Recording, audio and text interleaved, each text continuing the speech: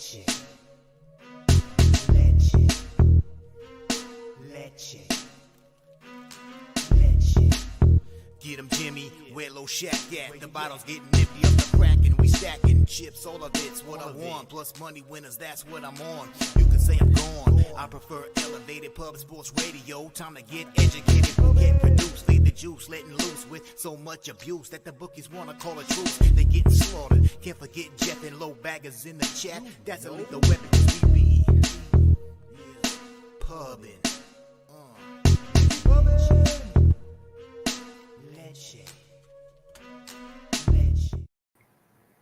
Hello, everyone. Welcome to Pub Sports Radio. My name is Peter Loshak. Today is Tuesday, October 11th. And, of course, we do this show every single Tuesday. Today's show, a little bit special, though. Why? That's why I'm dressed up. You can see this. You can see this. Why? We all know why. The beginning of the NHL season starts today. Well, not, it started a few days ago, but in full force, it starts today with two games. We're going to talk about it with Mr. Gogster. We're also going to get some general thoughts from him on the NFL season in general. I'm definitely looking forward to it. And, I paid my respect. You got to dress up. If you want to be a winner, you got to look like a winner. One of the fundamental rules of life. And, how can I lose this year in NHL? I'm very excited to kick off the season with Mr. Gogster today. And, of course, we'll talk about the 4 MLB playoff games, some interesting stuff. We'll see what Jose Bouquett has to say about it, maybe some props, some K props, some strikeout props in the 4 games I was thinking about. And then if you want, we can touch on college football. I have made a few bets. As usual, I'm killing totals, struggling to get to 50% on sides. So I'll tell you what sides I have bet. And you can either ignore that or fade it.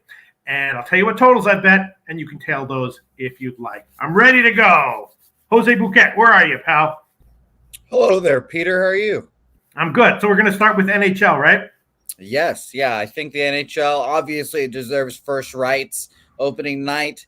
To break it open with, I'd say I often rank my favorite Canadians in my head. I think this is my least favorite Canadian. I can guarantee everyone it's my least favorite Canadian. And if it wasn't for my favorite Canadian, Jimmy, mentioning this person, I wouldn't have even thought about this person. I don't want this person on our show, but his NHL expertise is so good that, you know what? Fine. And he's okay at golf, too, I guess. Yeah? Yeah, that's what I've heard. I don't even have time to follow golf, although I'm following tennis just a little bit. All right, we'll bring him on in a second. Let's first quickly get to the comment section, see what everyone has to say. Here you go. Bo Jackson. I posted on Twitter just now when I posted the link for this show. Are the Rangers not a super obvious play? It seems like they are. And sometimes in the opening games of the NHL season, there are just some super obvious plays. You don't want to overthink it. Last year, I don't remember which one it was, but there was one that Jimmy the Bag told us about. He was dead on with that one. Feels like the Rangers have that written all over them. Tonight, we'll see what Mr. Gogster has to say. Nut Flush Allen. Damn, Nut Flush Allen. So great to see you in there. Shout out to you, of course, first-time viewers, which there might not be any. Nut Flush Allen friggin' killed it last year all season long on NHL team totals. I'm going to be paying close attention. A lot of times I agree with him, and when I disagreed with him, that was a big sign for me. So I'm going to be doing that this year as well. Gas Report, Sky Dragon, shout out to you. Hell yeah. Oh, God. Ron Crawford. We got everyone. We happy few. This is all we need here. Ethan Payson, shout out to you. Nuke Worker, hell yeah. Nasty Nate, Bo Jackson, Birdie, Alex Hills. We got everyone. And we're ready to go. Right, Jose? Yeah, we're looking nice. North Ender. All right, let's bring in shout out to Mac. Yeah, I was just thinking that Rangers, super obvious play. Let's bring him in. Let's see if he agrees with everything I have to say about the Rangers. He's like everyone in the comment section as well. Mr. Gogster, welcome. How are you doing there, Peter? Hell yeah, I'm doing all right, Mr. Pleasure, Gogster. my guy. It's a doing pleasure. Okay, Gogi. Do I sound okay? Yeah. Do I sound all right?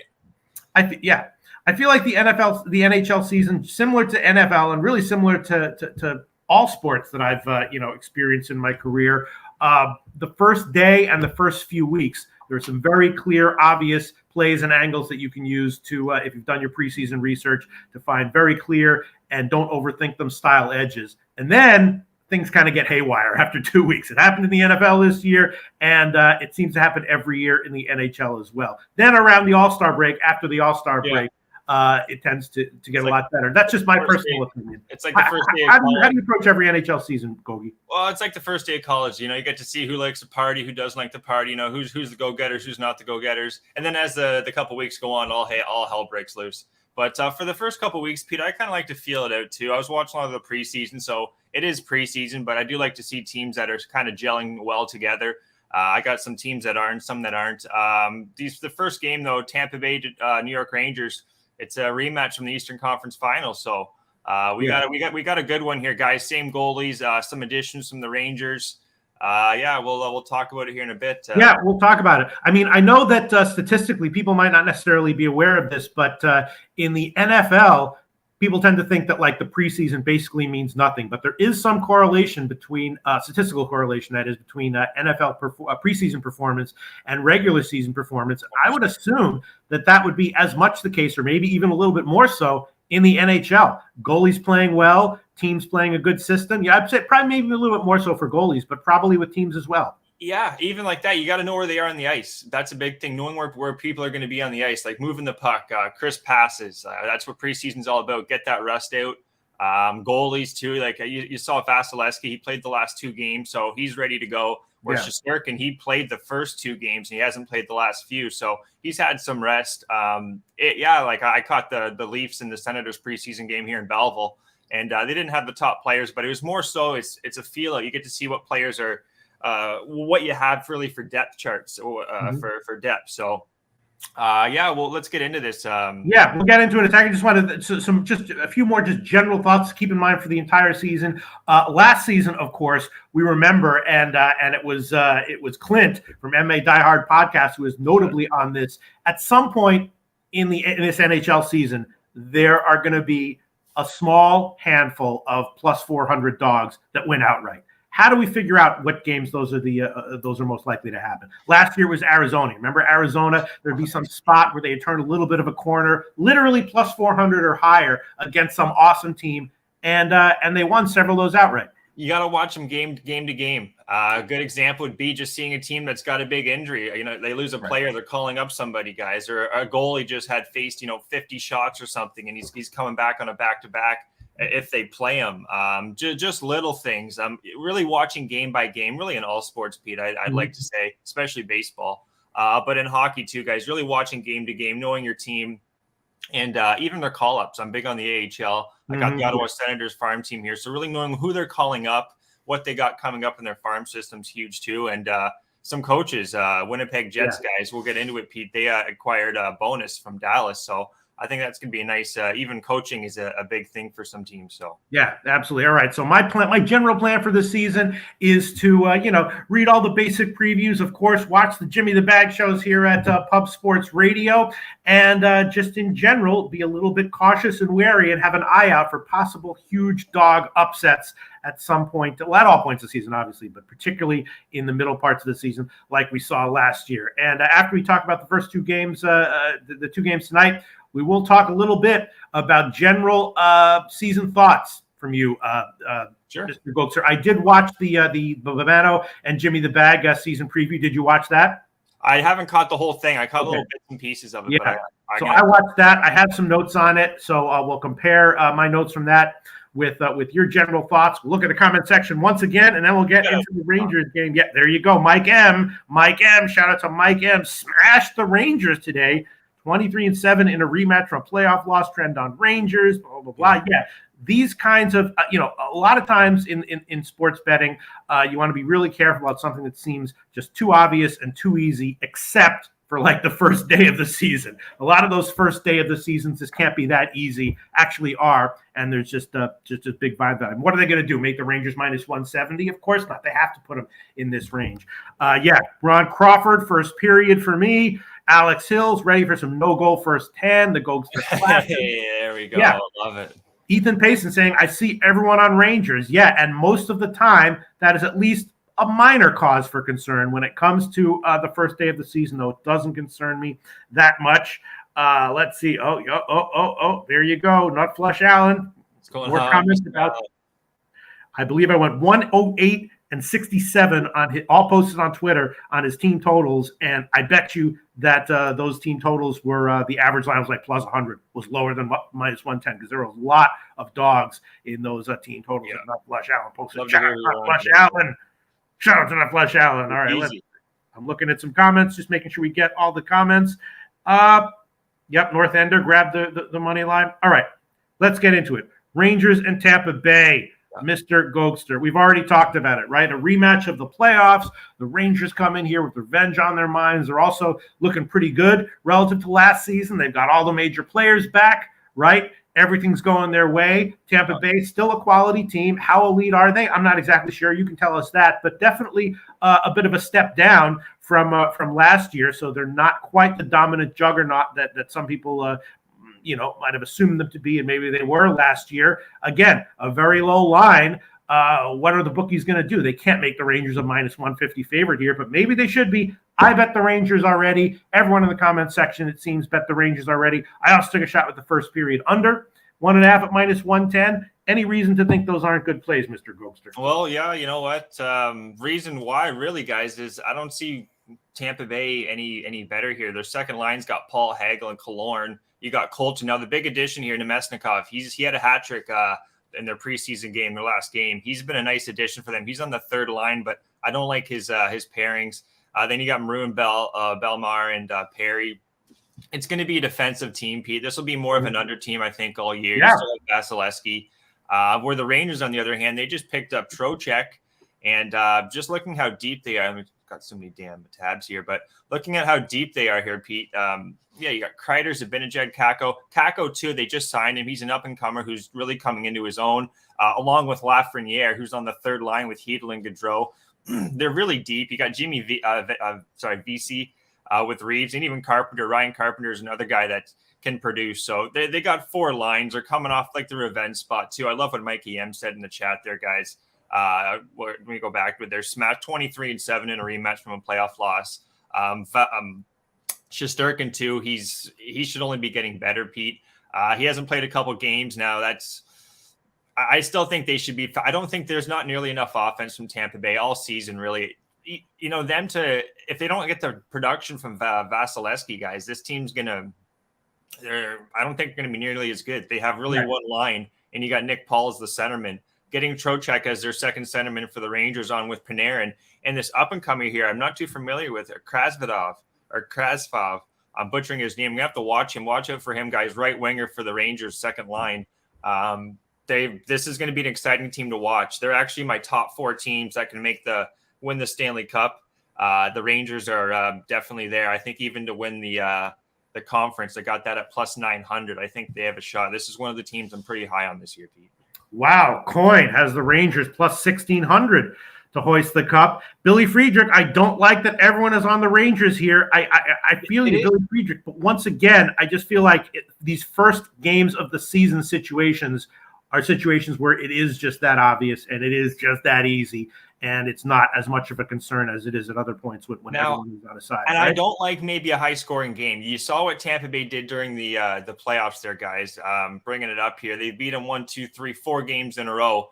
Rangers only scored 2 goals at most, losing 4-1, 3-1, 2-1, and 3-2. But during the regular season, Pete, they were 3-0 against this team. So they know how they beat them in the regular season last year. It was just the playoffs. It's going to be a real defensive game. That's what Tampa Bay is going to do. They can't get in a fast-paced game. So I am actually on the no-goal first 10 minutes. All transparency. Mm-hmm. Shout out to the guy in the chat. He knows me from last year. No-goal first 10 minutes. I believe that was plus 100 at the book that I got there. First game of the year, too. Only worry would be is if the Rangers get a goal quick, right, and then Tampa Bay could just lock down.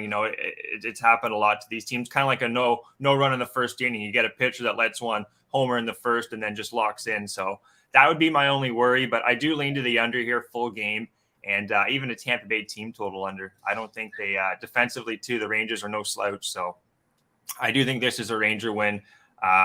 There's 81 more games after this for the Tampa Bay Lightning, so it's not it means a lot more to the Rangers. And if this game, I think, Pete, was in the middle of December, it would be a -150 for the Rangers. Right. Yeah, it may be. All right, I'll make those two plays official as of right now. I'm not doing a ton of line shopping here. You can probably find a better line, but at Pinnacle and Heritage, it's -115. So I'll take the range. I'm sorry, go ahead. I'll take that too, Pete. Rangers -115. Okay, can you write down your picks? Yep.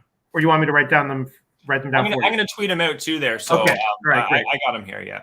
All right, so Rangers money line -115. Also, first period under, it's actually +100 at Pinnacle. First period under 1.5 is +100 at Pinnacle, which is a little bit surprising. Oh no, now it's down to -101. All right, still a little bit surprising, and certainly by the time the puck drops, it might go further down.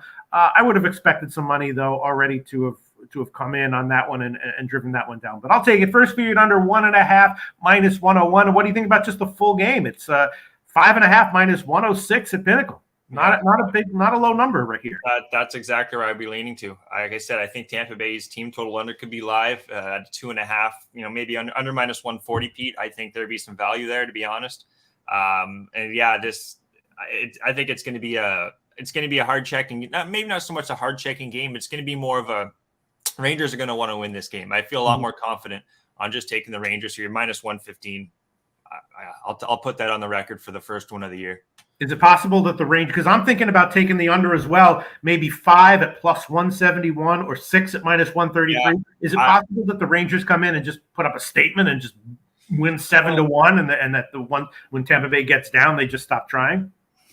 He added Trocheck, which does help them, but is that enough? Really, it's not like Tampa Bay knew they knew how to beat this team, guys, 4 in a row last year. So they somewhat do have their number, but I don't think that offensively they're going to be able to keep up. And this isn't the playoffs. This isn't a winner goes to the Stanley Cup final game for either of them. So I'm still gonna. I think the Rangers they tend to do this. They can beat up on. They're a great regular season team, like the Toronto Maple Leafs, Florida Panthers, but playoffs they tend to struggle. I think the Rangers clean up here.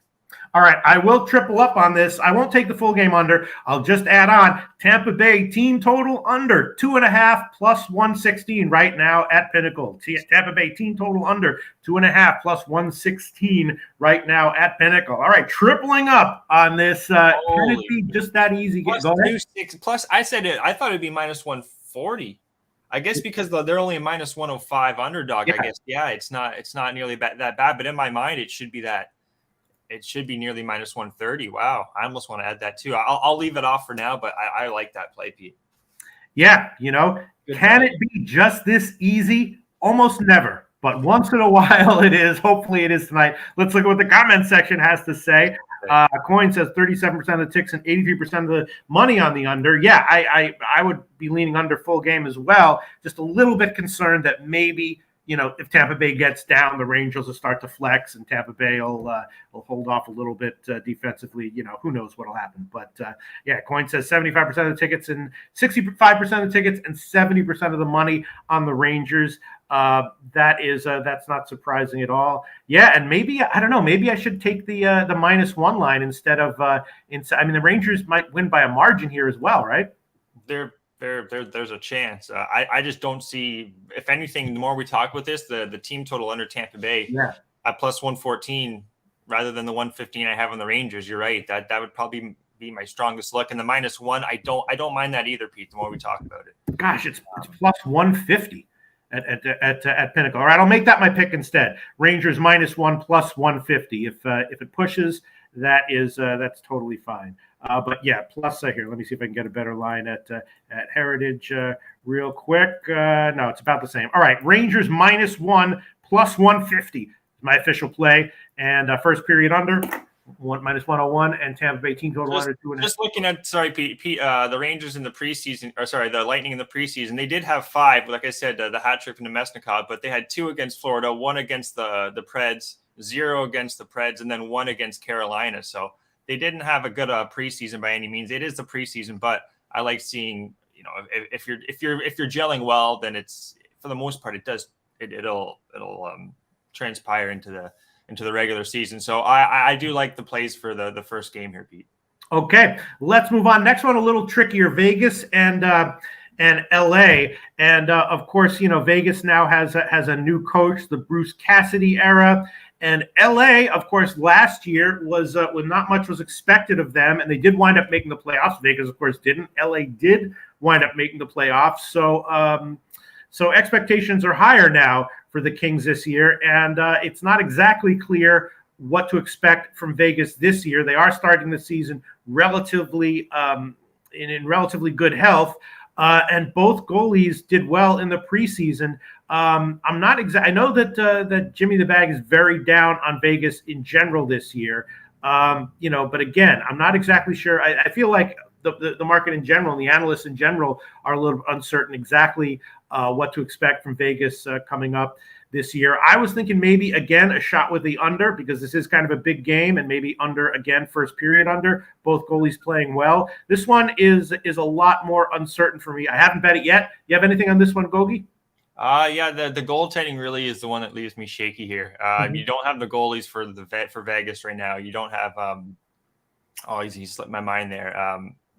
The starting goalie for Vegas there, he's out there, guys. Oh my God, why does it slip my mind? But anyway, he's out for the year. Who? Lehner. Thank you, Jose. Yes, Lehner. He's out for the year. I can think of their backup, Brossoit. He's also out for a few weeks with an injury, so they have to go with Logan Thompson, who's actually he's a half decent. He's a good goalie, to be honest, guys. Yeah, sorry, don't mean to cut you off, but that's who I was expecting to be in there, right? Logan Thompson. Yeah, he played well down the stretch last year, didn't he? Yeah, you know what? And this guy in the AHL a couple of years ago, last year especially, guys, facing 40, 50 shots on net, and he'd be keeping his team in the game. So this is an up-and-coming goalie that you wanted to be honest look out for. He's like 6'5". He's a big goalie in net, kind of like a Ben Bishop. So I don't mind the under, but the offense from the LA Kings, Pete, it's pretty good. The Ontario Reign team they could score 7-8 goals a game, and now you're seeing guys like Velarde, Akayev, Byfield. They've been called up. They're on the third and fourth lines where they can produce, and then their first two lines. You also add Fiala from Minnesota. This team's they're going to be in some overs, I think, because I'm not big on their goaltending. Cal Peterson. I always wanted Cal to be half decent. I just don't think he's not like a Logan Thompson. And then you got Jonathan Quick. He's okay, Pete. But again, he's pushing 40 years old, I believe. So he's 30. He's 36. Gogi, come on, don't. Guys, okay, 36. Cheat him out of those years. Old people are very careful. I need every year that I can get. You know what I mean? He's been in the league for a long time. He got to have been in the league since he was 18. So he's been in the league for another 18 years. 36. He's 36. Okay, 36. My apologies. But Quick, yeah, he's still half decent. But I do lean towards the LA Kings. I don't feel as strong on this one. I did play this one though, guys. The money line on the LA Kings. One thing I saw from the Vegas Golden Knights, Mark Stone was saying that they wanted to see what they had out there, and I didn't like some of the quotes I saw. Which is kind of I don't want to say a weak angle, Pete, but in hockey, I really like to read into what the coaches are saying, the players are saying leading up to the game. And this first game, it kind of sounded like a feel out, kind of see what they have is what I was hearing from Vegas, and new coach, new system too. I do think this line is, I guess it's where it should be. The total I'm not as strong on. Sorry, I'm just bringing up the Vegas Golden Knights preseason scores here for what they did in the preseason. These guys just played not too long ago, actually. 6-4. It was a very high scoring game, and they had all their starters. So Cal Peterson was in net, let in 5 goals. Then you had Logan Thompson in net. So you had the exact same starters, guys. This was on October 6th, so last week pretty much. And there was a lot of goals, and you had pretty much the same lineups you're going to see. So I kind of lean towards the over a little bit, to be honest, Pete, just because of the goaltending there's question marks. I could see this being another 5-3 game. More likely than not, LA. I do think LA get them here, but Vegas, you have the coaching angle too. You got to like the coach they brought over from Boston. It's not a game I feel as strong on. I'm leaning towards because Logan Thompson could steal this game. That's my only problem. It's not a game I love. I'm on LA Kings money line. See how this game is live.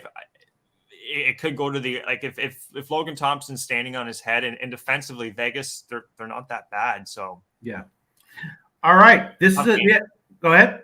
Tough game. I'm almost talking myself out of the Kings, to be honest, Pete. But yeah, I guess I'll pass on this one. Yeah, I mean the preseason point totals for these two teams have the Kings rated as just a little bit worse than Vegas. I think Vegas was less than 100 for their point total. It was like 98, 99, and LA was right around 95. So only a small advantage overall by the market given to Vegas. And Quick, I know, tends to be better on the road than at home.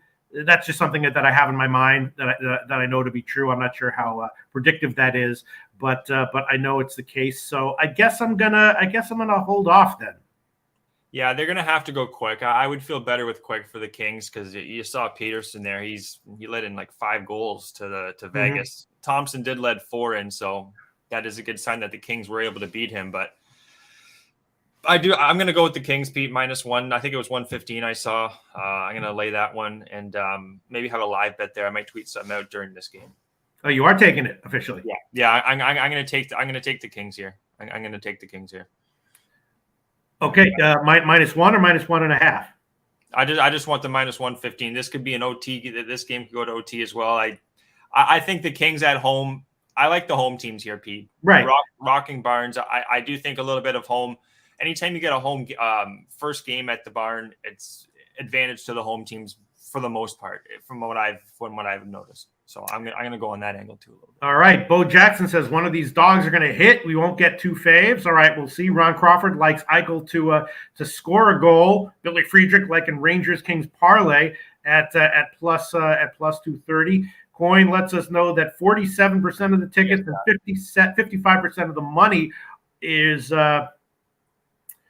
on the Kings. Yeah, I'm seeing a smaller percentage of bets on the Kings. I'm seeing it at about like 25 and 50, like 25% of the bets, 50% of them. Oh no, I'm sorry. That's let me see.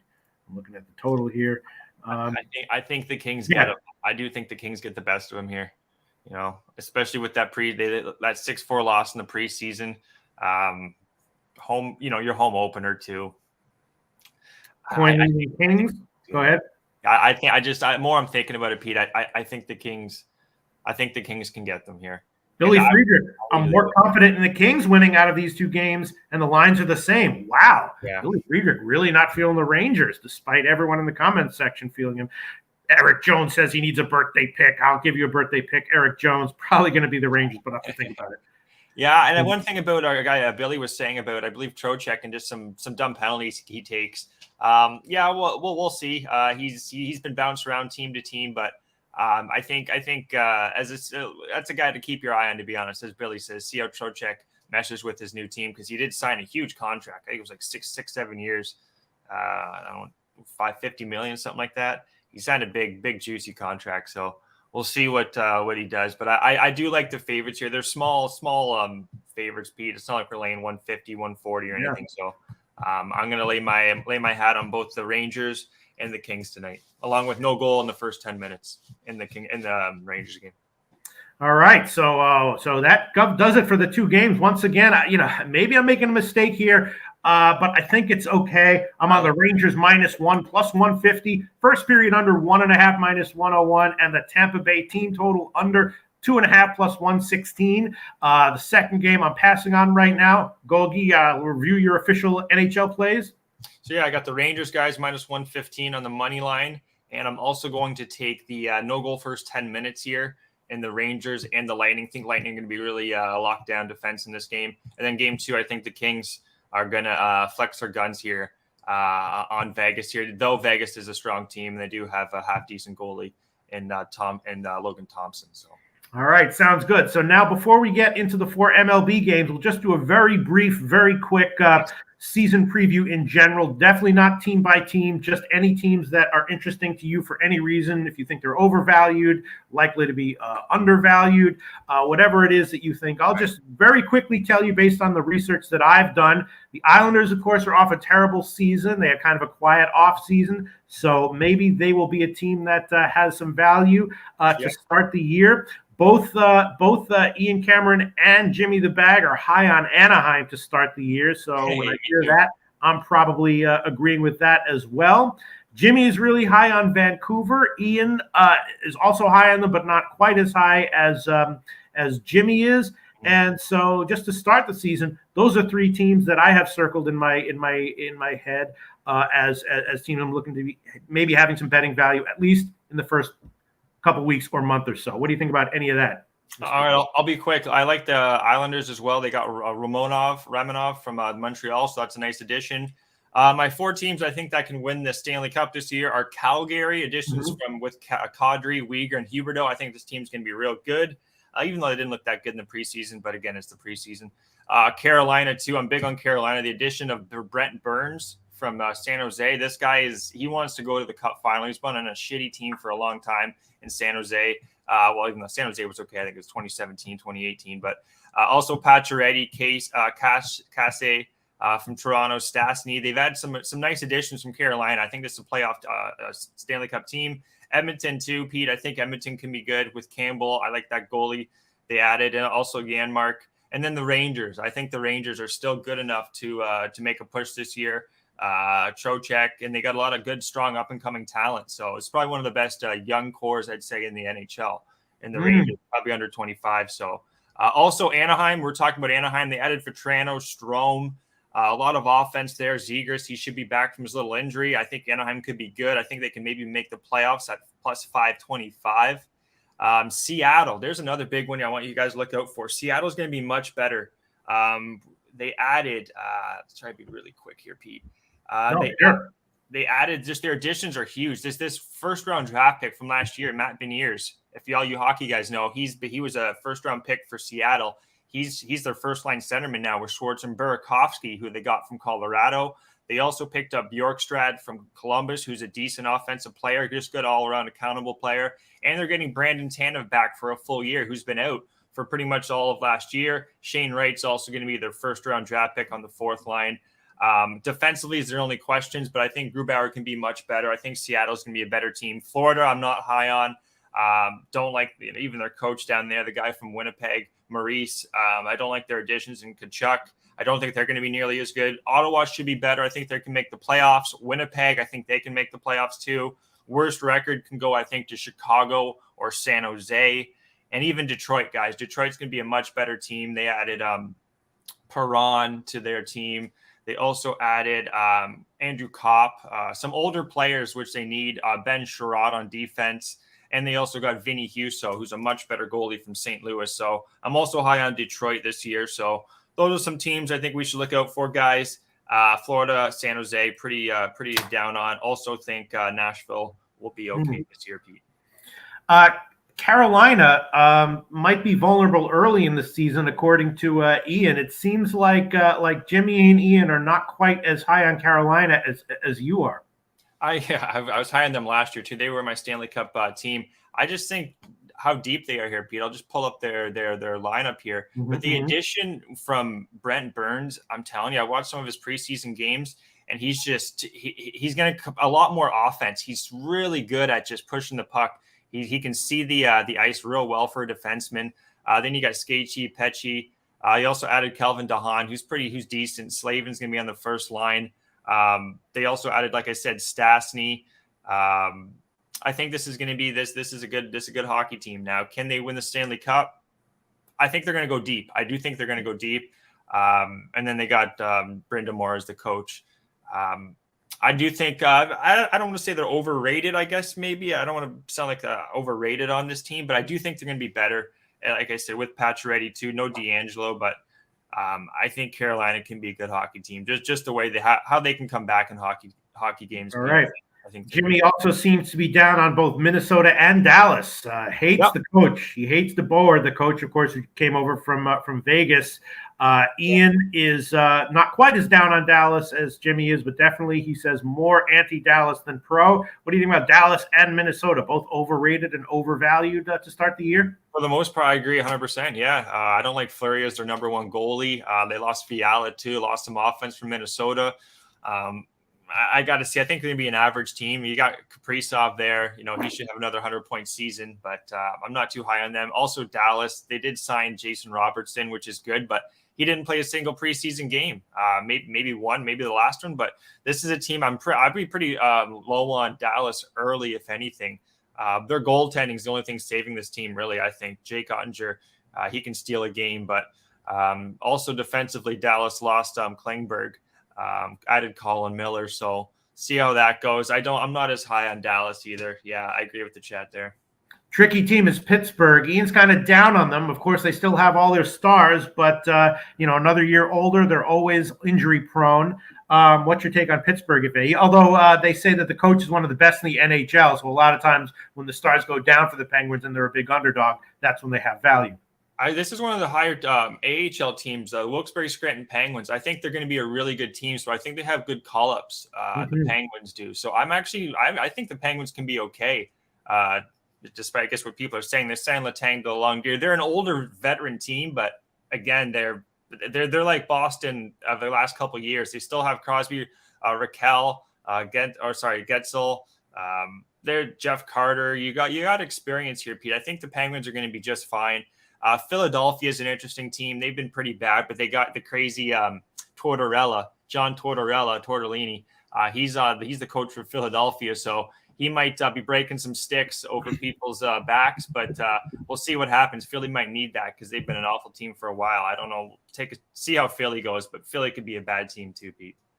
Yeah, Jimmy thinks worst in the NHL, possibly, and Ian agrees with that. All right, so I'm looking at my notes here. I'm thinking maybe unders from Florida because they're changing their style of play. It's going to be a lot less up and down, a lot more physical. So maybe some. And MDR 24 there, Jason Robertson's little brother. Yeah, he plays for the Marlies. Actually played a lot of preseason games for Toronto. I actually saw him here in Belleville. Scored 2 goals. This guy's lightning quick. Got a real good shot, just like his brother. Jason Robertson and Nick Robertson, that's his brother, Nick Robertson, 89 for Toronto. He is a really good talent too. So look out when they call up Nick Robertson because he's got a 2-way contract, but he can put some offense. He's small, but he's really crafty. That's for which team? For Toronto. He's on the Marlies right now, but he's if he can just get a little bit bigger, he's the younger brother. He's the younger brother from Jason Robertson for Dallas, who's just a stud and signed a big contract. So good call from MDR. Yeah, Toronto, Jimmy thinks they're going to be improved defensively this year. Overall, though, great team. Questions on in goal, although Ian says both goalies were great in the preseason. Who was that, sorry? Jimmy's down on the goaltenders, but Ian says both goalies were great in preseason for Toronto. Toronto. I was right there with Sam Stonov. Actually, Sam Stonov, I was a lot more impressed. He's actually, if Murray gets hurt again, which he probably will, Sam Stonov, he looked half decent. It was preseason, but Ottawa had a lot of guys called up for that game. Sam Stonov's better than what is in my mind, I guess, from just seeing the game here live, Pete. But okay. Murray's the biggest question mark. You might as well roll some dice and hope he gets 6s or whatever. I'm going to be looking at overs with Buffalo, overs with Ottawa. A lot of shootouts in Ottawa to start the season. That's my first note. Talbot's out too. They just lost their number 1 goalie that they acquired from Minnesota, so a lot is going to be on Forsberg. So, and also defensively, I can tell you, Ottawa's not that good defensively. They got problems. All right. Well, these are some great, very, very valuable thoughts. Again, Jimmy and Ian's preview is on Pub Sports Radio. Invaluable to start the season. Anything else you'd like to? Let's go to the comment section, see if anyone has any questions or comments here. North Ender says, yep, the Sens can put the puck in the net. North Ender, Devils over this year too. Yeah, I mean, quickly we can touch on them. The market is very high on the Devils. Big improvement over last year. Do you agree with that? Or you think it's a little bit overstating? You want to talk young team? Look at this: Hughes, Holtz, Mercer, Bratt, Sharon Govich, Zutterland. They're a real young team too. But they got a strong decor, if you ask me. Who's their goaltending here? It's Vanacek, who's looked a lot better, and Blackwood's now their backup. So this is an interesting team. Keep an eye on this team because they are very young, but they could surprise some teams this year. Yeah. Okay. North Enders actually, he says for goals, the Devils are going to be an over team. And yeah, but Jimmy and Ian were definitely of the opinion that that the market might have been overshooting it a little bit with how high they are ranking the Devils to start the season.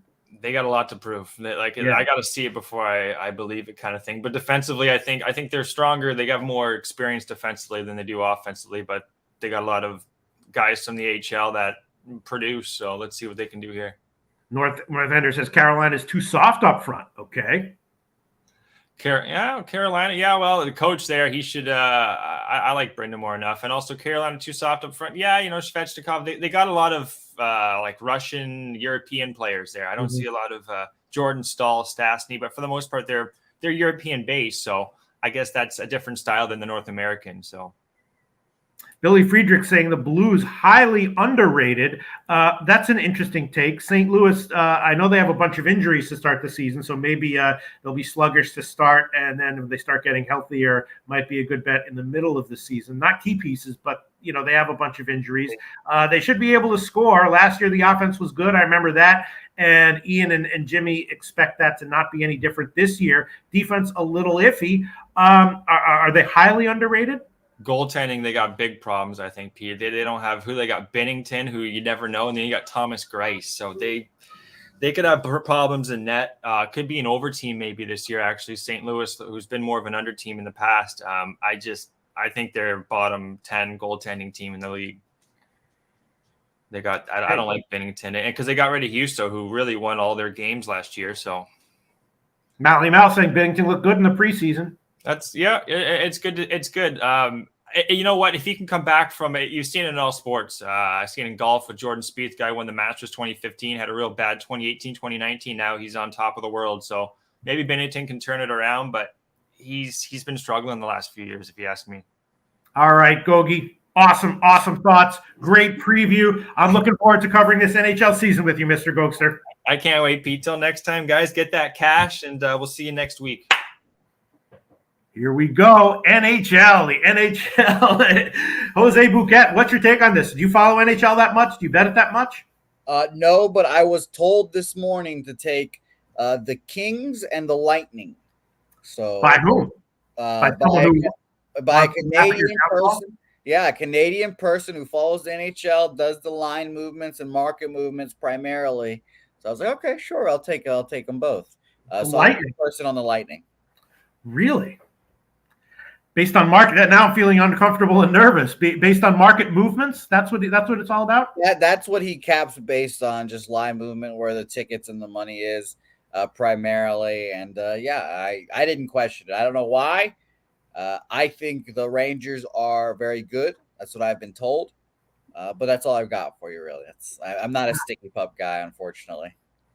Yeah, I mean, it just feels like these first games, especially in the NFL, in the NHL, can be a little bit unique. Again, as far as just there's very clear motivational factors that you don't want to question. All right, let's see other comments coming in. All right, you want to get into MLB, Jose Bouquett? Yeah, we have a game going off here in like an hour or so. So it's gonna be all right. Let's jump right in. That game you're talking about. Let me pull up my hold on one second. Let me get my sheet here. Sorry, hold on one second. All right, Philly and Atlanta. Atlanta is a huge favorite. They were like minus 190 on the overnight line when I looked at it. I'm assuming he's gotten bet up a little. Yeah, gotten bet up about 5 or 10 points since the first line that I checked. Philly and Atlanta, obviously a huge edge in starting pitching. Fried against Suarez. Suarez is solid. He doesn't give up a lot of hard contact, but his strikeout and walk numbers are not that good. So he's a very serviceable guy for the regular season. But when it comes to the playoffs, he might be a little bit more vulnerable, and that inability to strike out to get strikeouts against Atlanta might really come back to hurt him here. The bullpens, statistically, from what I'm looking at, are roughly even, but a huge edge for Fried. For the Braves with Fried starting. Not exactly sure that I want to take Atlanta. I haven't bet any of these games yet, but I'm definitely leaning towards maybe Atlanta or Atlanta first 5. Tough to take a minus 200 line though in the playoffs here, but Atlanta does hit lefties, and Fried has had success against Philly. against this lineup. So leaning Atlanta despite the huge number. What do you think, Jose Bouquett? Well, Mike M putting out an interesting stat here that scares me a bit. Since 2016, teams coming off a playoff game versus a team that did not. 0-9. Mm-hmm. That's pretty surprising. I'm on the Phillies here, first 5 full game. Okay. I bet him. Ranger Suarez has seen the Braves 5 times this year, 5 times, and he's gotten better every time he saw him, which is kind of the inverse of what you would think, maybe the not familiarity would help him in the first half, but no, he goes 6 innings, 5 hits, no earned runs, 4 Ks in his last start against them. 6 innings, 2 hits, 1 earned run before that. 5 innings, 4 hits, 3 runs, none of them earned. 4 Ks, 1 walk. Where his last 3 starts all better than the last one, so it was impressive. He had a rough start last time against the Houston Astros, but that's the Houston Astros. The day after they clinched. And we all saw the picture of him with like 6 beers in his hands. We all knew he's not going to be ready to pitch tomorrow. So I kind of threw that start out the window. I like the Phillies here, truthfully. Maybe I'm going to say this, and Mike M's going to be like, 0-9. But I kind of find the rest versus rust debate very interesting with Fried and the Braves. We'll see how it goes for them. 12th against lefties in the month of October, 5th all year, 118 weighted runs created plus. Phillies, 9th against lefties in October, 123 weighted runs created plus, 6th all year at a plus almost 180, 170 price. I got Phillies money line plus 178 and first 5 plus 165. Worth a shot. Yeah, I think I'm going to hold off on this one. I mean, Fried has done pretty well this year against the Phillies, but some of his, advanced metrics against them suggest that maybe he should have done a little bit worse. I'm just very concerned about the lack of strikeouts in a playoff game like this from Suarez. The soft contact guys. Yeah, all right. I'm gonna hold off on this one. And the bullpens again, slight edge to Atlanta, but not a huge one. Would you agree with that? Yeah, it's tough. It's especially because the Phillies are closing games with Eflin right now. So, and David Robinson gets hurt just now. I don't know if you saw that, Pete, but one of their best relievers gets hurt celebrating them winning the last series, jumping on Bryce Harper, pulled his calf. Oh, no, I didn't see that actually. Yeah, Dave Robinson pulled his calf, jumping on Bryce Harper, and then just tough. Yeah, so that got broken like 20 minutes ago. So right. Yeah, no, I'll be interested to see. I like the Phillies here. I broke it up first 5 full game because I am worried about the bullpen personally. But we're going to see how it goes. I mean, Max Fried's a scary dude, like you mentioned. He had 4 appearances against the Phillies. Yeah. 5 hits, 1 earned run, 3 Ks, no walks. I was at the Phillies too. At home, 6 innings, 4 hits, 2 earned runs, 2 home runs there, 4 Ks, 3 walks, and then 6 innings, 9 hits, 3 earned runs, 8 Ks, no walks. He does well, but he does give up some runs. And the other mitigating factor of all this, shout out to our guy Ron Crawford. It's getting scary for me. I don't like going against Ron Crawford, and he has the Atlanta Braves -1. So shout out to Ron Crawford.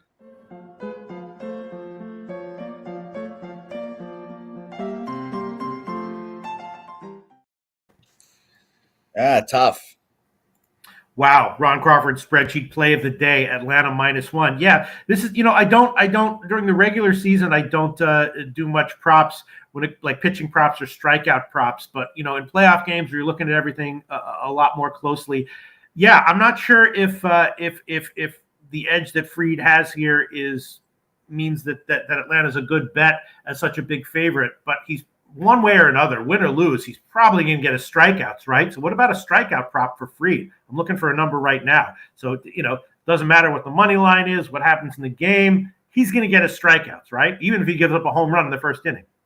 I think it's tough to say. Obviously, Sharpie's a lot better than me at strikeout props, but his strikeouts in those Phillies games, 3, 4, and 8. So it's not like he's mowing them down per se. I wouldn't be surprised if it was like a 5.5.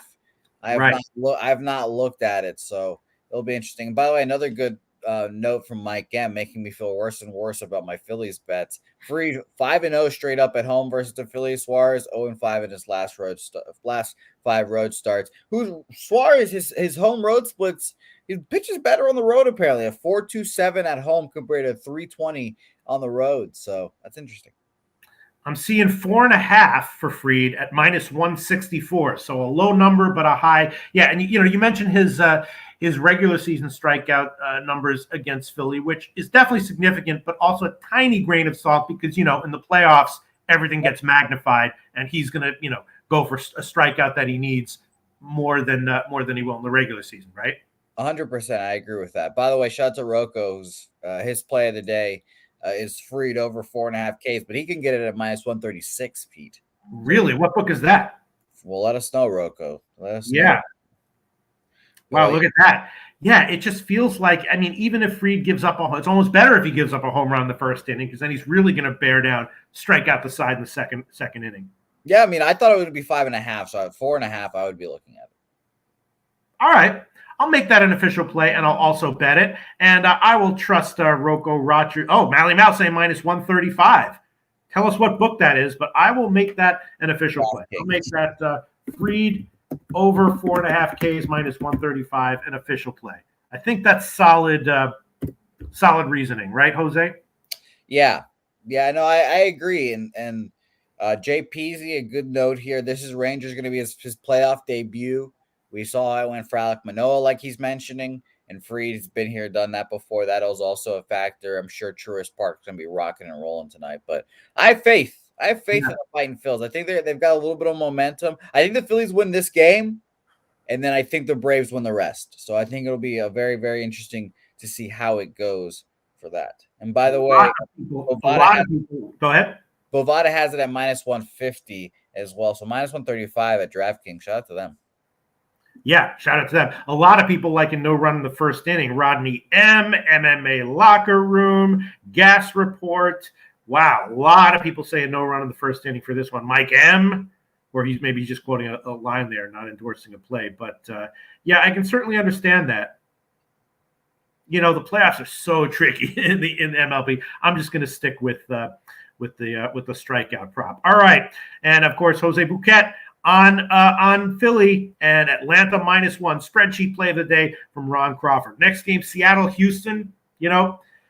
Gilbert against Verlander. Houston is overnight was like about -205 or so. Oh, I have the money line, the betting action.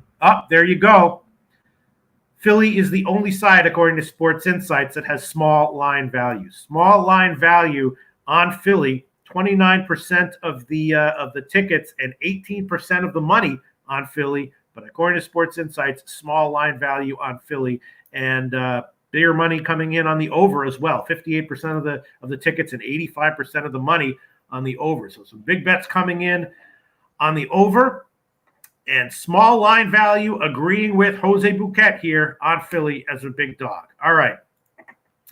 The Houston game, let's see where that line is now. Overnight, it was about 205 or so, and it has gotten bet up. That's what I would have guessed. About 15 or 20 points. I'm seeing 222 at Heritage, and that makes some sense because Gilbert, of course, has peripherals that indicate that he's either due for some regression or he's one of those guys who consistently outpitches his peripherals and may have a skill to that effect. Not exactly sure what to expect from Gilbert here, but Verlander, obviously in top form. I had made a lot of money betting on Verlander most starts this year to have strong starts, betting on opposing teams' first 5 team total unders even at 1.5, betting on Houston first 3 even at -220 or lines like that. This one, though, in the playoffs with questions as to how much Gilbert is due for regression or not based on his peripherals, I'm not sure. Again, I haven't bet this one yet. Jose Bouquett, what do you think? You just think auto bet Verlander here, first 3 or first 5? Yeah, I kind of looking at the first 5 under here, 3.5, but I couldn't get myself to pull the trigger. Now, my friend Logan Gilbert, I feel like I've bet this so many times throughout the year. Just this start with Verlander against the Seattle Mariners, Gilbert on the mound, and it felt like Verlander just dominated. He had 6 appearances against the Seattle Mariners, Pete, and he's dominated in every single one except for one. just dominant. 7 2/3, 5 hits, 1 earned run, 7 innings, 1 earned run, 7 innings, 1 earned run. Just wherever it is, no matter what it is, it was 7 innings, 1 earned run. Until one start, it was like 6 2/3, like 6 earned runs. That was a weird start for Justin Verlander. What kind of an anomaly. Gilbert, on the other side, has faced these Astros a lot of times too. These obviously are division opponents. 3 times himself, and he's gone 2 earned runs, 3 earned runs every time. And I'm a little concerned from him here. Obviously, if we're going to mention that JPZ comment for playoff debuts, let's mention it here for Logan Gilbert as well. Pete, I'll give you a little trivia too. Buckle yourself in for this one. Okay. Who was the last team to beat the Astros in game 1 or game 2 in the ALDS? Seattle. No. Who? The 2015 Kansas City Royals. They have not lost a game 1 or game 2 in the ALDS since 2015. So it is extremely tough to back the Seattle Mariners here personally. I think if they win a game, it'll be the next game, which is on Thursday. On Thursday, they have a weird off day between game 1 and game 2, but whatever. I think they can win that game with Luis Castillo, but I don't think this is the game for them here. I think the Astros crowd will be pretty raucous, but I was looking for a first 5 under here. I just don't think I can get there. Really? So you don't, because Houston has a lot of tough righty hitters, and Gilbert is one of those weird guys who actually has much worse numbers against righties than lefties as a right-handed pitcher. It just looks on paper very ominous here. Yeah, I know it's. That's why this game I just stayed off of entirely. I ended up I have that first 5 under written down, but I don't think I can get there. Just Logan Gilbert, I can see it already. I can see a Jose Altuve first inning home run off the fucking yellow brick where the fucking railroad track is, and just starting off things very poorly and just be like, all right, well, there goes those first 5 under. So I ultimately passed on this game. And shout out to Ron Crawford reminiscing of the 2015 Royals now. World champion. Shout out to Salvi. Lit Pick says Gilbert will give up a run before Verlander. Stroh's first score. Yeah, or maybe even like Houston race to 2 or race to 3, something like that. I do sometimes bet those, which is similar to, obviously scoring first, but it's, scoring 2 or 3 first in case there's something fluky that happens, especially when you're taking a home team. And Little Pick's liking that one. People talking about the Verlander strikeout prop. Gas Report loves no run in the first inning here as well. I like how you say Justin Verlander, by the way. Am I saying it wrong? No, you're saying it. You're giving it some emphasis in places. It's very funny. You're saying Verlander. Justin Verlander. I like it. Yeah. Man, I'm really thinking about taking Houston race to 2 or race to 3, but maybe I'll hold off right now. I mean, he's a gamer, right? He's not going to come in here and suddenly, give a clunker out of nowhere, is he? I mean, weird things happen in the playoffs. Really weird things happen in the MLB playoffs. But he's going to come in here and be a stud, right? I think so, especially since his last start, not even against the Seattle Mariners, his last start in general was a 5-inning no-hit 10K performance against the Phillies, who we can admit didn't give a fuck, but still professional hitters, 5 innings, 10 Ks, no hits. We'll take that. I think he's rolling, and I think it's just a shitty matchup for Seattle, unfortunately. Yeah. First team to score is Houston minus 130. The race to 2 is Houston minus 165. So, all right, I'm going to hold off for an official pick as of right now. Maybe by the end of this show, I'll throw something on. Let's move on to Cleveland Yankees. What an interesting game this is. Again, on the overnight line, Yankees were about minus 200 or so, moved a teeny bit. Oh, yeah, and again, sorry, there's no other side that has line value according to Sports Insights, but this one, according to Sports Insights, all the money and the tickets coming in on Houston, 81% of the tickets, 84% of the money, and then big bets coming in on the under, 45% of the tickets on the under, 87% of the cash. Big bets coming in on the under. I guess that makes sense. Shutdown start. Go ahead. I agree. The under would be my play. I should probably take the full game under if I'm scared to take the first 5, but whatever. Yeah, I mean, these games at Houston, that ballpark can be very run suppressing in general. Yeah, and then maybe, gosh, I don't know, maybe Seattle first 5 team total under. I'll probably have like 3 or 4 bets on this game by first pitch, but I just don't want to. Yeah, and I'll mention real quick, just beware the roof status as always. It's nice. It's been nice in Texas. It was open yesterday for like batting practice and such. We'll see if it's open today. Yeah, it's going to be like 83 or 84 from what I saw with 10 wind out if it's open. All right, so Cleveland Yankees, small move towards the Yankees. Quantrill against Cole. I don't know, man. Of course, Cole struggled in the postseason last year, struggled down the stretch this year as well. You know, Cleveland, kind of a team that, they don't have a lot of power. They don't hit a lot of home runs, and they definitely flamed out offensively at times during the regular season, but closed the season playing great baseball, winning game in and game out, getting their runs this way and that way. Quantrill is, serviceable. Again, he's one of these pitchers similar to Gilbert, who has some peripherals that indicate that he might have gotten a little bit lucky, that there might be some regression in the cards from him or not. There are some pitchers who outpitch their peripherals, and Quantrill may be one of them. He was also a little bit worse on the road this season. So this is a tough one. The Yankees, of course, have a huge lineup, but makes me very nervous to bet Cole is this huge of a favorite, especially in the playoffs. Haven't bet this one yet, but I might give an official pick at the end of this analysis, listening to what you have to say and reading what the comments section has to say about this one. My first thought has to be free bet before hearing what you have to say in the comment section has to say. Guardians at plus 180 at that big of a dog line. What do you think, Jose? Welcome, Pete. I took the Guardians in the series, plus I think it was plus 180 as well. I think I'll probably end up betting them every game in the series too. Maybe not the Nestor Cortez start because I respect Nestor a lot, and I think he's a good pitcher, probably the best pitcher on this staff. But I'm on Guardians here. First of all, plus 184. Guardians team total over 2.5 at minus 120 there. It's a yearly tradition, unlike any other, Pete. It's just Garrett Cole struggling in the playoffs. It makes me happy to see every year. And I'm going to say this, and I think this is a key factor that a lot of people have forgotten about when talking about the Guardians offense, especially in that last series. That wind was howling in. The wind was blowing the whole time. The wind was horrible for the 2 games. Did not help in that effort to score runs.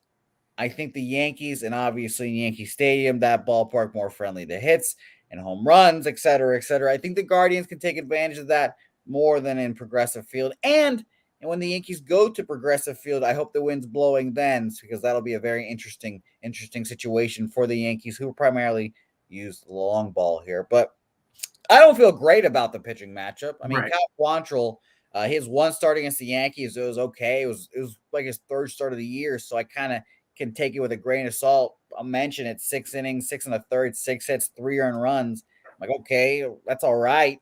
But he got better throughout the year, and I looked at his splits month by month.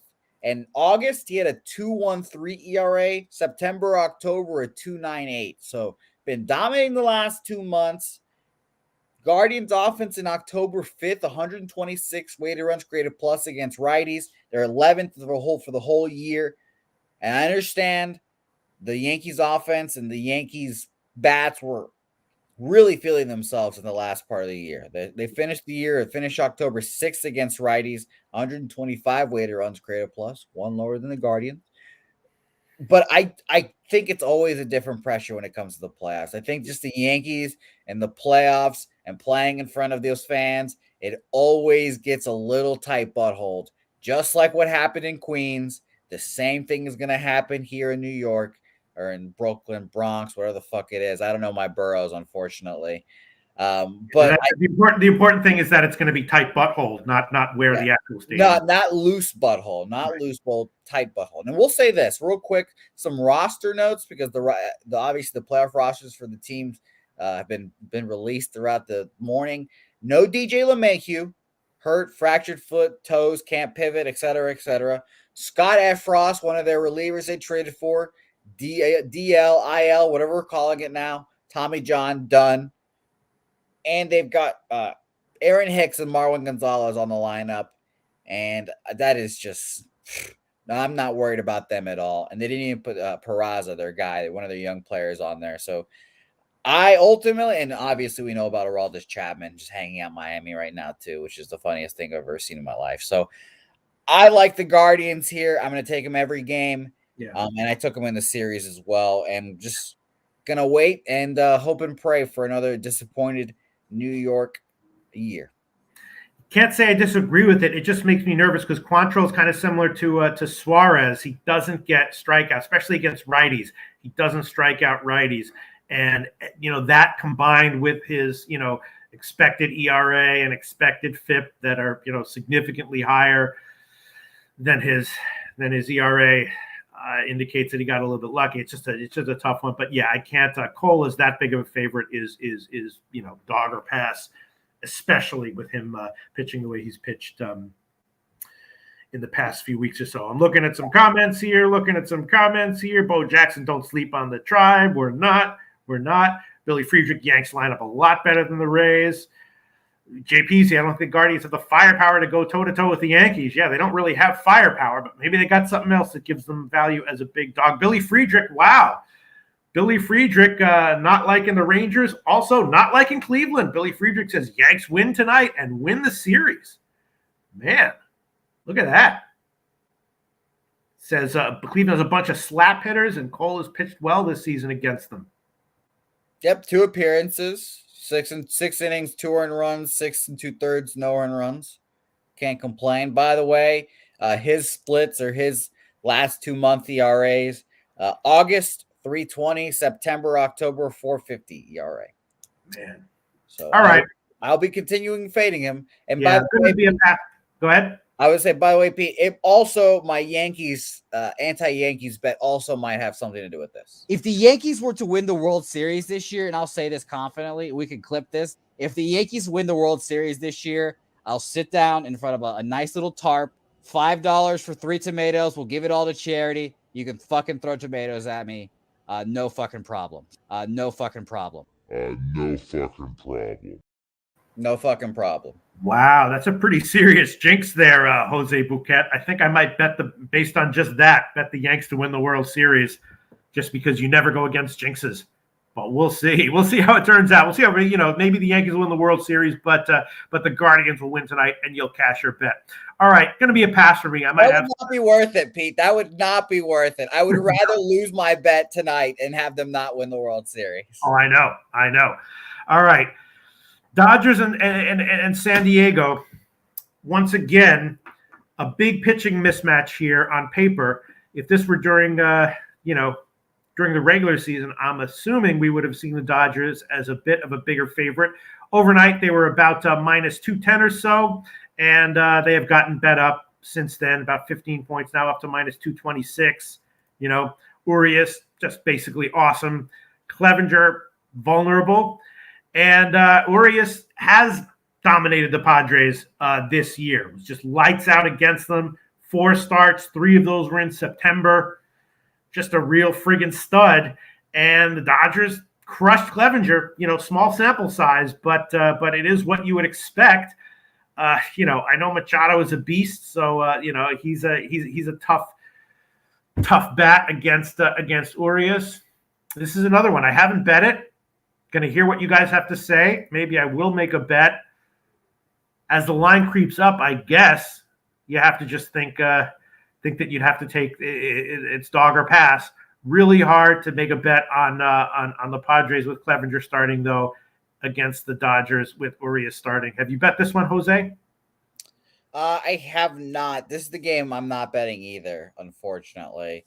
Let me check my ears real quick. No red hot, no icy hot on my ears. Paul Trippy, I think we're all good on that aspect. When I asked Moose Money Padres fan who is starting for them in Game 3, because we obviously know 2 great pitchers, Yu Darvish, Joe Musgrove, and then he's like, "Oh, it's Mike Clevenger." I'm like, "Oh, yikes! I can't get behind it. I don't want to back him." You mentioned his 3 starts, 4 runs, 5 runs, 5 runs. I want nothing to do with it. Though he pitched well in his last appearance against the White Sox, I'm concerned. And obviously, like you mentioned again, Urias' starts against the Padres have been phenomenal. No earned runs, 6 innings recently, and in a back-to-back, he went 2 earned runs and 1 earned run. So I think it's Dodgers here, and maybe for those who love dogs, you just parlay Dodgers Astros, and you just keep doing that because those are obviously the two teams the favorites to win the World or the good to the World Series at the very least. And it just seems like it's not a bad idea. Just like, fuck it. Just let's parlay those two together. They're going to win most of the nights, et cetera, et cetera. Kind of what I was doing with the Braves Mets back in the Dizzy. But I just ultimately think the Dodgers are going to be a little bit too much for Clevenger. And I wouldn't hate, I want to look up real quick because it's 7. Yeah, their team total is a 4.5. And I was hoping it would be like a 4.5 a 4 to 3.5 even. But yeah, it's a pass game for me, unfortunately. You can't bet them all. I'll take my 2 dogs tonight and sweat the hell out of those 2 dogs. Let me tell you that. People expecting Clevenger to just get crushed, which on paper, but I mean, if he was really going to get crushed like that, would they really run him out? Are they just like going to forfeit this game and then try to take the series after this one? Billy Friedrich says Dodgers first 5 team total over, which is just 2.5 at -110. Can they get to 3 against Clevenger in 5 innings? It's hard to imagine him holding him down, right? It's not bad. 2.5 -107 for me. You know what? I'll add that to my card and have my 5 play day. So I'll add Dodgers team total over 2.5 -107 for me in the first 5 there. Wow, Billy Friedrich labeling the first 5 team total over 2.5 at -102 as obscene. Rodney M liking the Dodgers run line. Ace Soto liking the over. MDR 24, Dodgers Cleaver Clevenger kill job. Billy Friedrich first 5 team total over. JPZ Dodgers win tonight and the series +140. That might not be a bad bet right there. Although Soto says Padres bats are hot, Machado and Soto live for big games. Yeah, I mean Machado's a friggin' beast and has hit Urias well.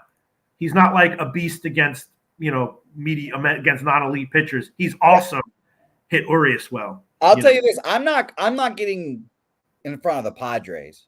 It was a very impressive thing what they did to the Mets. Mets choke, et cetera, but very impressive from the Padres. And if we're just going to look at it, Pete, better 2 pitchers, Dodgers or Mets, it's the Mets. So what are we going to see here? Obviously, the lefty portion of it is going to be interesting to see how it goes for them because it's going to be Kershaw and Urias game 1 and game 2, back-to-back lefties. So ultimately, and I agree. I like the thoughts of Juan Soto and Machado being those like PT peers or primetime players that always, take off during the postseason. So I don't hate that look either. I'm not going to back the Dodgers like to win first 5 or whatever, like first 5 -1, something like that.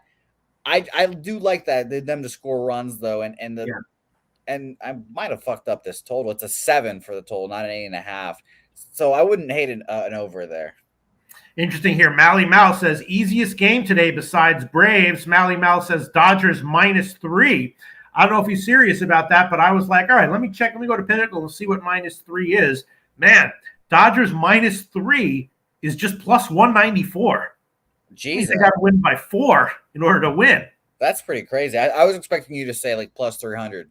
Right. No, my Dodgers -3 +194. Padres +3 is -238. So, Pinnacle doesn't have a high theoretical hold percentage there. Dodgers -3 at +194. If I was going to take that, I would just think that means they're just going to hit friggin' Clevenger, and I would just take the first 5 team total over. Man, they're only giving you +194 for Dodgers -3.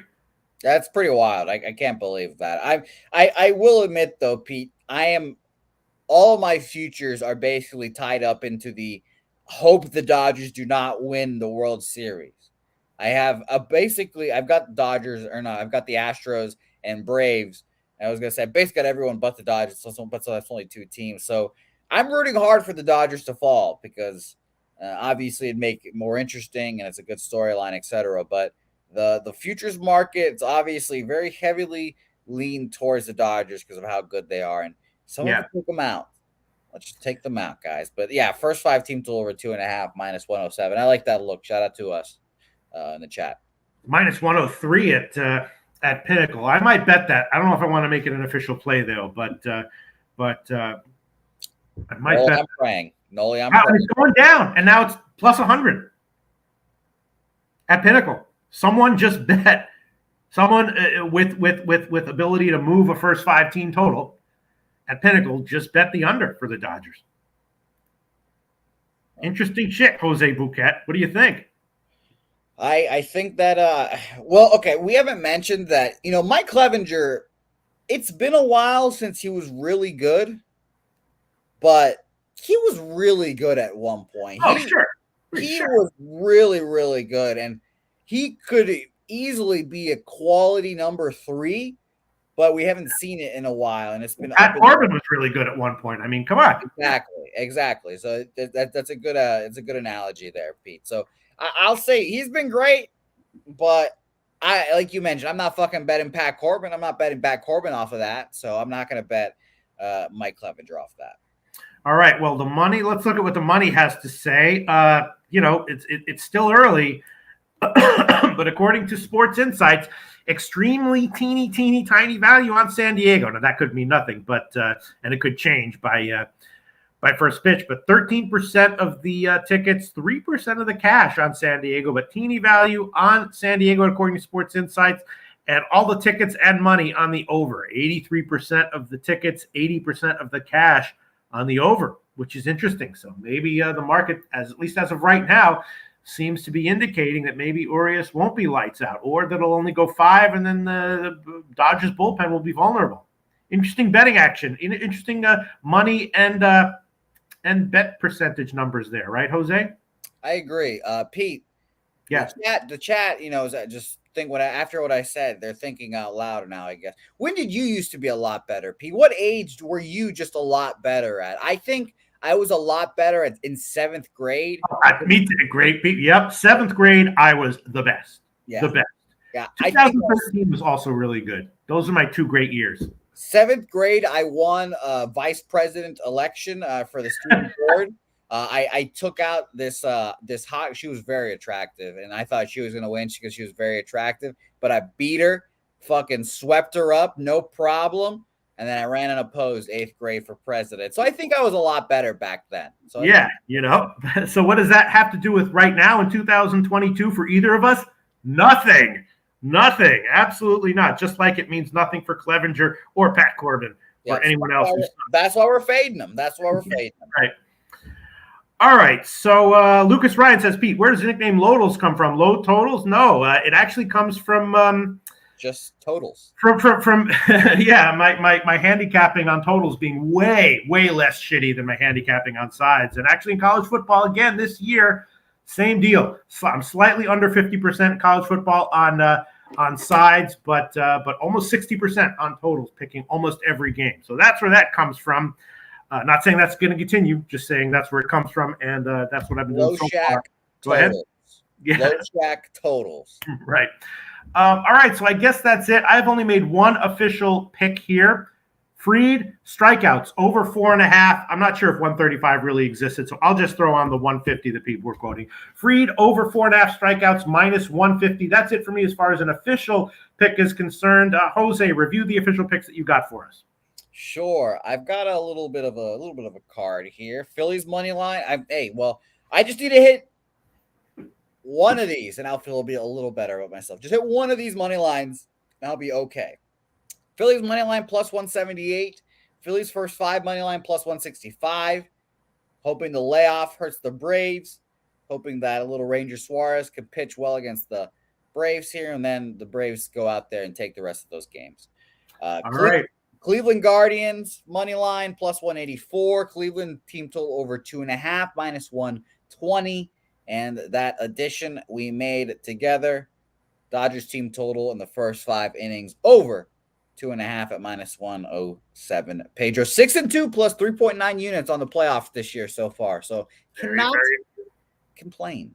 Very nice. Jose Bouquett. And once again, the spreadsheet play of the day is on Atlanta, -1.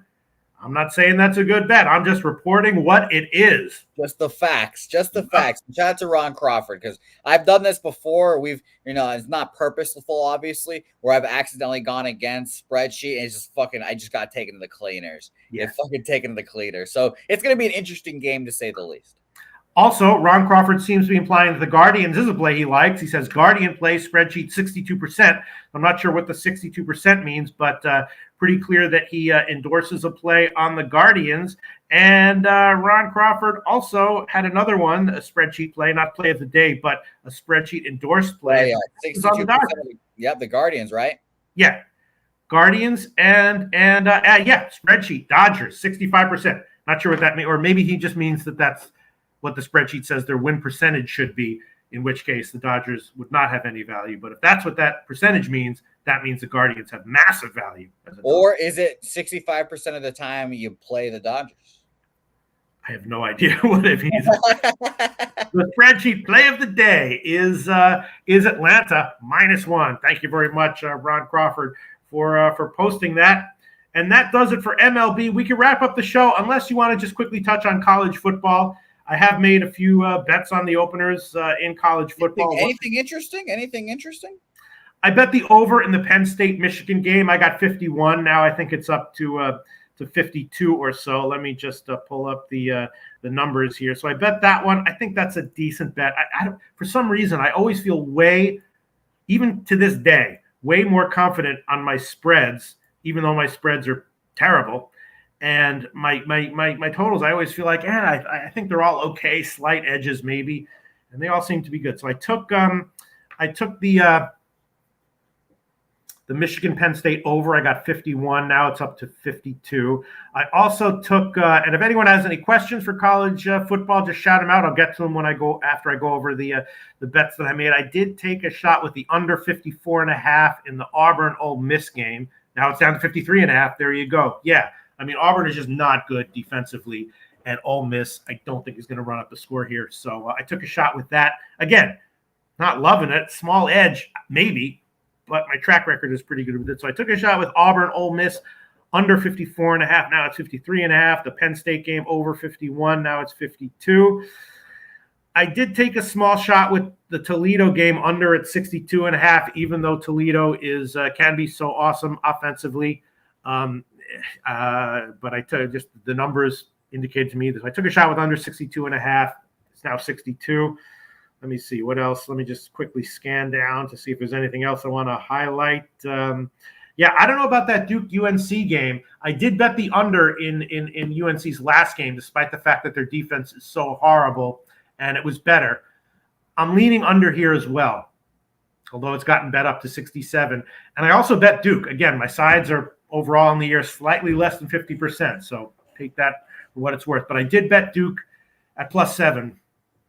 I don't know. We'll see. We'll see where this one closes and if any sharp money comes in. But do you have any Tennessee-Alabama thoughts? Oh God! I mean, it's a marquee matchup. I understand. My thought is obviously Tennessee, but I have not bet that yet. Oh yeah, okay. Tennessee catching 7.5. It's you may be very, very, very careful about jumping all over the now Alabama sucks bandwagon. I think I'm on it. Everywhere, so many people are like, Peter, Alabama sucks. Come join us on this bandwagon. I was like, I think I'm going to hold off. But really, in mind and spirit, I'm there. I'm already on the bandwagon. So, I probably will bet that one. And I probably should bet it now before it drops to 7. And if it turns out that sharp action is on Alabama and it's -8 by Saturday morning, that will tell me I'll probably hedge out of anything I have on Tennessee and bet on Alabama, because Tennessee definitely has public dog written all over it. I haven't checked the betting, splits yet. A lot of people around the Alabama sucks now bandwagon. I think I am too. I'm definitely leaning Tennessee, getting 7.5. I mean, Tennessee's no slouch, of course. Their offense is for real.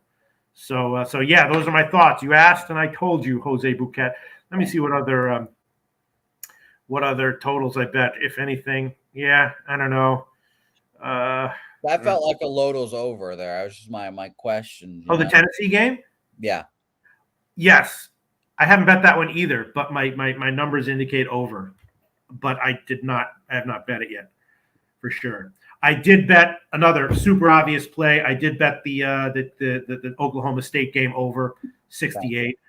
Was a little bit surprised by how low it was, and would not at all be surprised if some people who think they're smart, probably the same people who bet Carson Wentz this past weekend, come in and bet the under on that one. But I took the over. It's now 68.5. I'm probably going to be on the first half over as well, and maybe the first quarter over. But yeah, I definitely bet that one. I also took a shot with the under in the Illinois game at 39.5. That's now down.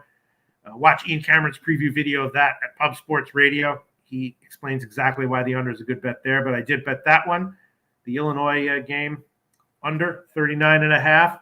Minnesota, Illinois. Oh, now it's back up to 39.5, though. It dropped down. Now it's back up. So that might have been the wrong bet, but I bet it. And that's it as far as college. No UTSA minus 33.5. No, it's a shame. Who are they play? Oh yeah, that's a. I didn't look at those. It's a Friday. FIU, huh? Yeah. Yeah, that's a tough one. I have no opinion on that as of right now. Leaning Oregon State -3 or money line as well, but again, my sides are maybe to be faded or ignored. And that's about it. Let's see if there's any questions or comments in the comment section. Chip Pilar, I'm on TCU. Yeah, I mean, Oklahoma State is traditionally great as a dog, but TCU is awesome this year. I was all over them against SMU. I don't have a play on that side, but I definitely bet the over, even though it's a super obvious play. And Chris Comatini liking Tennessee. Yeah, Chip Parlar, Ole Miss will curb stomp Auburn. Yeah, and I might be on the Auburn team total under as well. In fact, I almost certainly will be on the team total under as well for Auburn. And okay, that's it. No other questions coming in. I do have a requested birthday pick from Eric Jones. Pete, I need a birthday pick, my guy. Happy birthday to you, Eric Jones. It's going to be Tampa Bay team total under 2.5 plus 115. Wow. Happy birthday to you, Eric Jones. I think that makes some sense. I know some people are liking Tampa Bay. I think the Rangers come in and hold them down. Tampa Bay team total under 2.5 plus 115 is the official birthday pick for Eric Jones. Happy birthday to you, Eric Jones. Jose Bouquett. I think we're done here. What do you think? No, I think we did it, Pete. It's a short show because, guess what? Sports are getting down to their nitty fucking gritty. We've got the NHL starting up, MLB full swing, NBA starting here soon. I'm excited to see what you do with the NBA this year, Pete. It's gonna get sweaty here on Tuesdays for you. You're excited for it. I always suck at NBA, although I am going to switch up my approach this year. Hopefully, it'll work. I switched it up a little bit last year and did a little bit better. Some questions are coming in. Chris Comatini, NC State against Syracuse. Chris Comatini, I'm definitely leaning under, even though it's a low total, and leaning Syracuse. So I haven't bet it yet. I probably will have a bet though. I might have bet on the NC State team total under, leaning Syracuse, and definitely leaning NC State team total under. And I was on NC State last week. Let's see. Duke Worker, Sooners -7 at home, -7.5 at home to Kansas. I don't know. The line makes no sense to me. I'm going to wait. If I lose line value, okay. But Kansas looks like a legit program that's going to fight week in and week out. And the Sooners look like a mess. I don't know why they're such a big favorite. I mean, historically, I know why. But given this year's results, what we've seen on the field, don't know why. Yeah, they suck. Sorry? Yeah, they suck. Definitely leaning Kansas, although I have not bet it yet. I'm glad. Oklahoma losing makes me almost as happy as the Yankees losing. Almost. That's just such a crazy. I mean, after getting shut out like that, what the hell is going on with that team? I wish I knew someone in the locker room, and then I'd make a bet based on what that person said.